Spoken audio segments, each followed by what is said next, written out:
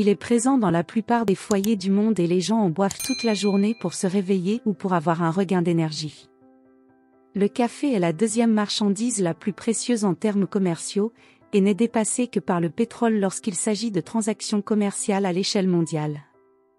Mais malgré sa popularité, la consommation d'une trop grande quantité de café peut entraîner des problèmes de santé, selon les scientifiques. La caféine est une substance naturelle présente dans les feuilles et les graines de nombreuses plantes. Considérée comme une substance stimulante, elle active notre système nerveux central et augmente notre niveau de vigilance. Cela peut être très bon lorsque nous devons nous réveiller au travail après le déjeuner, mais saviez-vous qu'il pourrait vous empoisonner ? Les effets du café durent plus longtemps qu'on ne le pense et se superposent les uns aux autres. Ainsi, lorsque nous buvons du café, nous pouvons ressentir des symptômes d'anxiété ou d'insomnie jusqu'à 15 heures plus tard. Connaissez-vous quelqu'un qui est un fan de café ? Partagez cette vidéo avec lui. Ce n'est pas un problème grave, mais lorsque vous essayez d'être aussi naturel que possible, ce symptôme peut être très désagréable. La plupart des gens se sentent bien après avoir bu du café, car il est gai et stimule.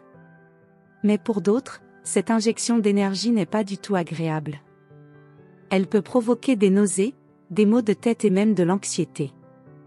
Un excès de caféine peut également être à l'origine de crises de panique, de vertiges, de diarrhée et d'envie fréquente d'uriner.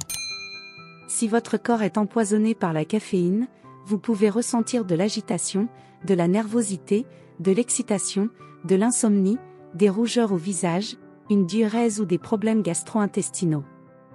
Ces symptômes peuvent apparaître même si vous buvez de petites quantités. Les personnes qui raffolent du café peuvent souffrir de spasmes musculaires, de troubles de la pensée et de la parole, de tachycardie ou d'arythmie cardiaque, de périodes d'infatigabilité et d'agitation psychomotrice.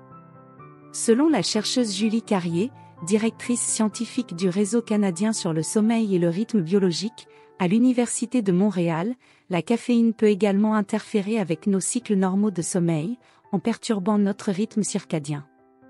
Vous avez sûrement déjà entendu parler de ce phénomène, non ? Mais outre le fait que le café peut altérer notre sommeil, saviez-vous qu'il empêche le sommeil profond ? C'est la raison pour laquelle vous n'arrivez pas à vous détendre après une longue nuit de sommeil.